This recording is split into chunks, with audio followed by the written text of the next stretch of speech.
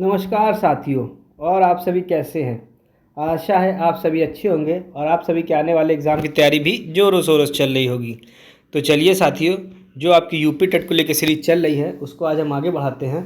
और जो आज हम जो अगले प्रश्न देखते हैं, उससे पहले जो भी नए साथी जुड़े हैं वह चैनल को सब्सक्राइब कर ले, जिससे कि आपको आगे की अपडेट मिलती रहे। तो चलिए साथियों, आज का पहला प्रश्न कौन सा है? तो आज का पहला प्रश्न है कि बैरियर फ्री एजुकेशन क्या है। आज का बैरियर फ्री एजुकेशन का क्या अर्थ है, समझिएगा इस प्रश्न को। कि प्रश्न है कि बैरियर फ्री एजुकेशन का क्या अर्थ है। ऑप्शन ए, शिक्षा में किसी भी तरह के भौतिक और सामाजिक बाधाओं को हटाना।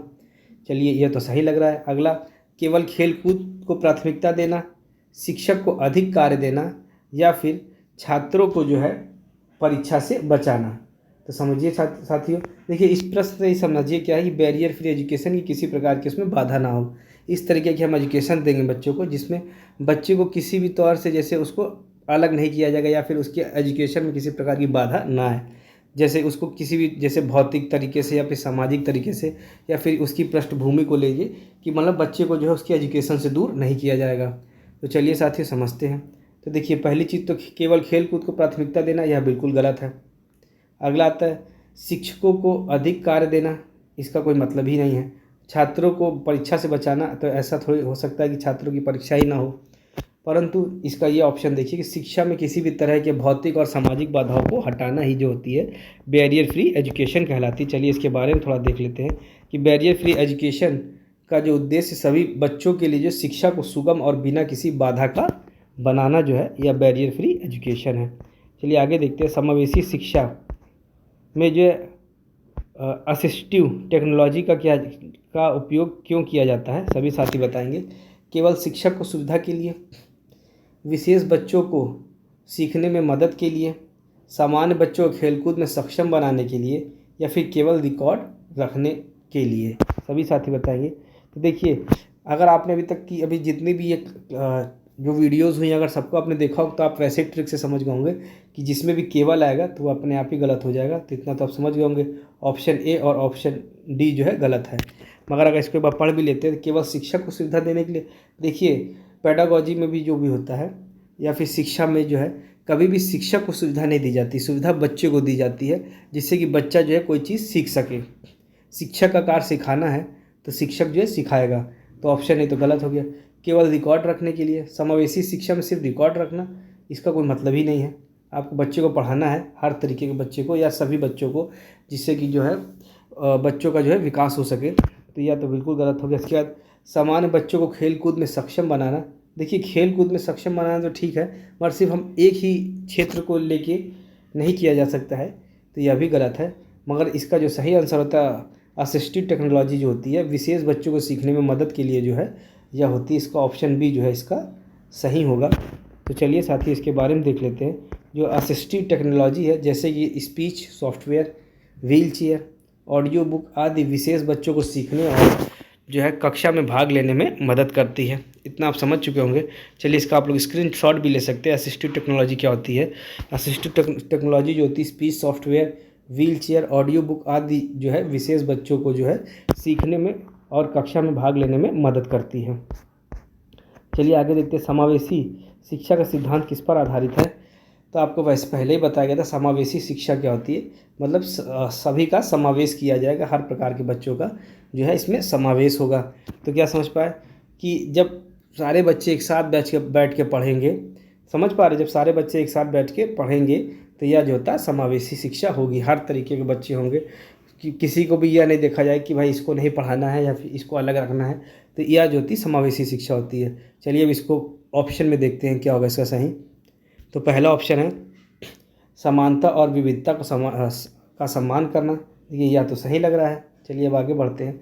केवल सामान्य बच्चों का विकास करना, तो यह बिल्कुल गलत है। केवल सामान्य बच्चों का नहीं तो समावेशी शिक्षा का उद्देश्य ही पूर्ण नहीं होगा कि सिर्फ एक ही तरीके के बच्चों को देखा जाए। बच्चों को अलग अलग करना, तो यह भी बिल्कुल गलत है। बच्चों को अलग अलग नहीं किया जाता है, सभी बच्चों को साथ में पढ़ाया जाता है। और केवल परीक्षा परिणामों पर ध्यान देना, तो यह भी आंसर गलत होगा। इसका सही आंसर होगा समानता और विविधता का सम्मान करना, विविधता का सम्मान। चलिए इसको देख लेते हैं कि समावेशी शिक्षा का आधार है कि सभी बच्चों को की जो क्षमताओं और पृष्ठभूमियों को जो है समान रूप से सम्मानित करना जो होता है, यह इसका सही आंसर होगा। चलिए आगे बढ़ते हैं। समावेशी शिक्षा में सहकर्मी सहायता पीयर ट्यूटरिंग का जो है क्या महत्व है। पहले चीज़ तो ये समझिए कि पीयर ट्यूटरिंग होती क्या है। देखिए इसमें यह होता है कि जैसे हम जो होते हैं उसके साथ के दोस्त या जो भी साथ के बच्चे होते हैं उन्हीं से बोल दिया जाता है, चलिए इस टॉपिक को जो है, जैसे आप 2 लोग हैं तो एक हुआ टॉपिक तैयार है और दूसरे को नहीं तैयार है तो साथ वाले को बोल दिया जाता है कि जो है आप इसको यह टॉपिक बताइए। और फिर उसके बाद जो है ये बताता है, उसके बताने के बाद जब दूसरे बच्चे को थोड़ा बहुत समझा देता है साथ का साथी, अगर उसको कोई समस्या होती है तो फिर टीचर इसको बताता है। तो इसी को जो है पीयर ट्यूटरिंग कहा जाता है। अब आप देखिए शब्द से ही समझिए, सहकर्मी सहायता मतलब जो भी एक छोटा मोटा टॉपिक है, टॉपिक क्या कहा जाए, यदि कोई क्वेश्चन में दिक्कत आ रही तो साथ वाले बच्चा जो है बता देगा, यदि इसको समस्या आ रही है फिर जो टीचर उसको पूरी तरीके से बताएगा। इतना आप समझ चुके होंगे। तो चलिए साथियों अब देखते हैं इस प्रश्न को क्या है कि देखिए पहले केवल कमज़ोर बच्चों को हतोत्साहित करना, तो यह बिल्कुल गलत है कि केवल कमज़ोर बच्चों को हतोत्साहित करना। और आगे केवल लगा तो ये ऐसे देख चुके होंगे अभी तक आप। सभी बच्चों को सामाजिक और अकादमिक विकास में मदद करना, तो देखिए यह तो सही है। केवल समान बच्चों के लिए, यह भी गलत है। और शिक्षा की गुणवत्ता घटाना, तो देखिए यह तो कोई उद्देश्य ही नहीं होता है कभी भी शिक्षा में, शिक्षा की गुणवत्ता ही नहीं घटाना, ये बिल्कुल गलत होता है। तो इसका सही आंसर है सभी बच्चों को जो है सामाजिक और अकादमिक विकास में मदद करना जो है इसका सही आंसर होगा। चलिए अब आगे बढ़ते हैं। इससे पहले इसके बारे में देख लेते हैं। पीयर ट्यूटरिंग में बच्चे एक दूसरे को पढ़ाते हैं जिससे सामाजिक समावेश और सीखने की क्षमता बढ़ती है। तो इतना आप समझ चुके होंगे। चलिए अब आगे बढ़ते हैं। अगला प्रश्न क्या है, तो आज का अगला प्रश्न है universal design for learning, UDL का उद्देश्य क्या है। देखिए पहली चीज़ तो यूडीएल जो है इसका फुल फॉर्म जो है लिख लीजिए। यूडीएल का उद्देश्य क्या है, यूनिवर्सल डिज़ाइन लर्निंग, इतना आप समझ चुके होंगे। चलिए देख लेते हैं। केवल बच्चों के लिए पाठ्यक्रम डिजाइन करना, पहला ऑप्शन। दूसरा, सभी बच्चों के लिए लचीलापन और पहुंच सुनिश्चित करना, शिक्षकों को कम काम देना और केवल खेलकूद गतिविधि को बढ़ाना। देखिए अभी तक जितनी आपने वीडियोस देखी होंगी, अब इन वीडियोस को देख के ही आप जो है इसका आंसर निकाल सकते हैं, आपने निकाल भी लिया होगा। तो चलिए देखते हैं। देखिए पहली चीज़ तो केवल इसी से गलत हो गया, मगर इसको देखते हैं। केवल जो है विशेष बच्चों के लिए पाठ्यक्रम सुनिश्चित डिज़ाइन करना, यह बिल्कुल गलत है। शिक्षकों को कम काम देना, तो इसका कोई मतलब ही नहीं है शिक्षकों को कम काम देना। और केवल खेल कूद गतिविधि को बढ़ावा देना, तो यह भी गलत है। इसका जो सही आंसर होगा कि सभी बच्चों के लिए लचीलापन और पहुंच सुनिश्चित करना जो इसका सही आंसर होगा। तो चलिए साथियों अब इसके बारे में देख लेते हैं। यूडीएल का उद्देश्य जो होता है पाठ्यक्रम को इस तरह डिज़ाइन करना कि सभी बच्चों को अलग अलग ज़रूरतों को पूरा किया जा सके। तो चलिए साथियों अगला प्रश्न क्या है। अगला प्रश्न आज का है, तो चलिए देखते हैं कि समावेशी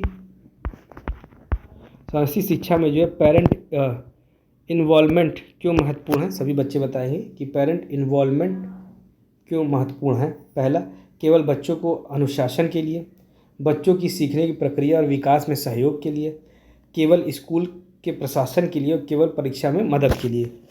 तो देखा जाए अगर इस प्रश्न को, तो यह जो प्रश्न है, यह देखिए अगर ऑप्शन से ही आप देखिए तो काट सकते हैं। देखिए केवल बच्चों के अनुशासन के लिए, तो केवल देख के काट दीजिए। केवल स्कूल प्रशासन के लिए, केवल परीक्षा में मदद के लिए, तो देखिए आप इसको काट सकते हैं सीधे सीधे। परंतु इसको अगर देखा जाए तो देखिए केवल बच्चों के अनुशासन के लिए पेरेंट इन्वॉल्वमेंट, यह तो बिल्कुल ही गलत है। पहले तो आप किसी भी कार्य के लिए शिक्षक को स्वयं जो है उसमें आगे बढ़ना होता है। केवल स्कूल के प्रशासन के लिए, तो यह भी गलत होगा।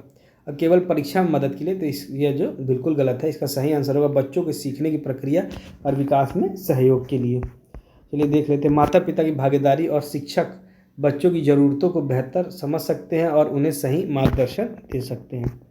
चलिए अगला है, अगला क्या प्रश्न, चलिए देखते हैं। तो अगला प्रश्न है आपका कि समावेशी शिक्षा में कल्चरल रिस्पॉन्सिवनेस का क्या अर्थ है। केवल एक संस्कृति पर ध्यान देना। वैसे अगर सीधे देखा जाए तो केवल आ गया तो ये वैसे ही गलत होगा 90%। बाकी हम आगे ऑप्शन देखते हैं। बच्चों की सांस्कृतिक पृष्ठभूमि का सम्मान करना और शिक्षा में शामिल करना। चलिए आगे, बच्चों की भाषा बदल देना। तो देखिए बच्चों की भाषा नहीं बदली जाती है। आपने देखा होगा कि सबसे अच्छी शिक्षा कौन सी होती है, कि बच्चों की जो अपनी भाषा जो मदर टंग है, शुरू में बच्चों को उन्हीं भाषा में पढ़ाया जाए। अगले आता है कि केवल खेल कूद में ध्यान देना। देखिए हमें जो है बच्चे को प्ले वे लर्निंग से पढ़ाना है, मगर सिर्फ खेल कूद से ही ध्यान नहीं देना है कि बच्चा सिर्फ खेल कूद में ध्यान देता रहे। तो चलिए इसको समझते हैं। तो इसका सही आंसर होगा बच्चों की सांस्कृतिक पृष्ठभूमि का सम्मान करना और शिक्षा में जो है शामिल करना, इसका जो है सही आंसर होगा। चलिए तो इसका जो क्या सही आंसर है, यह जो है आपका सही आंसर है ऑप्शन बी। चलिए अब आगे बढ़ते हैं, इससे पहले इसको देख लेते हैं। कल्चरल रिस्पॉन्सिवनेस से जो है बच्चों को जो है उनकी सांस्कृतिक पहचान बनाए रखते हुए शिक्षा मिलती है। चलिए आगे देखते हैं। समावेशी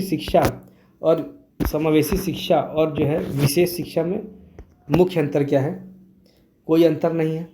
तो देखिए यह तो ऐसे गलत है, इसमें अंतर होता है। आगे होता है समावेशी शिक्षा में सभी बच्चों को शामिल किया जाता है, विशेष शिक्षा में अलग कक्षाओं को पढ़ाया जाता है। विशेष शिक्षा सभी बच्चों को पढ़ाया जाता है या समावेशी शिक्षा में होता है, और समावेशी शिक्षा में केवल खेल कूद आधारित होता है, गलत है। तो जो इसका सही आंसर होगा कि समावेशी शिक्षा में सभी बच्चों को शामिल किया जाता है, विशेष शिक्षा में अलग कक्षाओं में पढ़ाया जाता है। चलिए देख लेते हैं। इंक्लूसिव एजुकेशन का उद्देश्य समान कक्षाओं में सभी बच्चों को पढ़ाना, जबकि स्पेशल एजुकेशन अलग कक्षाओं में विशेष ज़रूरत वाले बच्चों के लिए होती है। चलिए आगे बढ़ते हैं। समावेशी शिक्षा में पॉजिटिव बिहेवियर सपोर्ट पीबीएस का क्या उपयोग है? देखिए पहली चीज़ तो इसका आप स्क्रीनशॉट ले लीजिए कि पीबीएस का फुल फॉर्म जो है इसका स्क्रीनशॉट ले लीजिए। तो चलिए इसका समझते हैं। केवल बच्चों को सज़ा देना, तो यह तो बिल्कुल ही गलत है, बच्चों को सज़ा नहीं देनी है। केवल सामान्य बच्चों के लिए, तो यह भी गलत है। और शिक्षक की सुविधा के लिए, देखिए यदि कोई ऑप्शन बनता है शिक्षक की सुविधा के लिए, तो जो कि शिक्षक की सुविधा के लिए जो है हम पढ़ा नहीं रहे हैं, हम बच्चों की सुविधा के लिए पढ़ाया जाता है। तो जो है ऑप्शन डी तो वैसे ही गलत हो जाएगा। अब अगला आता है बच्चों के व्यवहार सुधारने सकारात्मक विकास को बढ़ावा देने के लिए, जो है यह सही आंसर होगा। ऑप्शन बी जो इसका सही आंसर होगा। चलिए देख लेते हैं इसके बारे में। पीबीएस का उद्देश्य बच्चों के सकारात्मक व्यवहार को बढ़ावा देने और नकारात्मक व्यवहार को कम करना होता है। चलिए अगला प्रश्न देखते हैं क्या है। अगला प्रश्न आज का जो है देख लिया जाए। तो आज का अगला प्रश्न, समावेशी शिक्षा में जो है मल्टी लेवल टीचिंग का क्या उद्देश्य है? केवल प्रतिभाशाली बच्चों के लिए होता है, विभिन्न क्षमताओं वाले बच्चों को अलग अलग स्तर पर पढ़ाने के लिए, केवल खेल कूद गतिविधि के लिए, बच्चों को परीक्षा से दूर करने के लिए। देखिए बच्चों को परीक्षा से दूर नहीं करना है, केवल खेल कूद गतिविधि, ऐसे ही गलत है।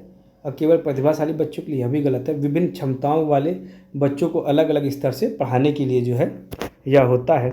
चलिए इसके बारे में देख लेते हैं। मल्टी टीचिंग में शिक्षक एक कक्षा के विभिन्न स्तर के बच्चों के लिए अलग अलग गतिविधियां और पाठ्यक्रम तैयार कर सकते हैं। तो जो है यह जो होगा इसका ऑप्शन बी इसका सही आंसर होगा। तो चलिए साथियों आज की वीडियो यहीं समाप्त करते हैं। जो भी नए साथी जुड़े हैं वह चैनल को सब्सक्राइब कर ले, जिससे कि आपको आगे की अपडेट मिलती रहे। तो चलिए साथियों, धन्यवाद।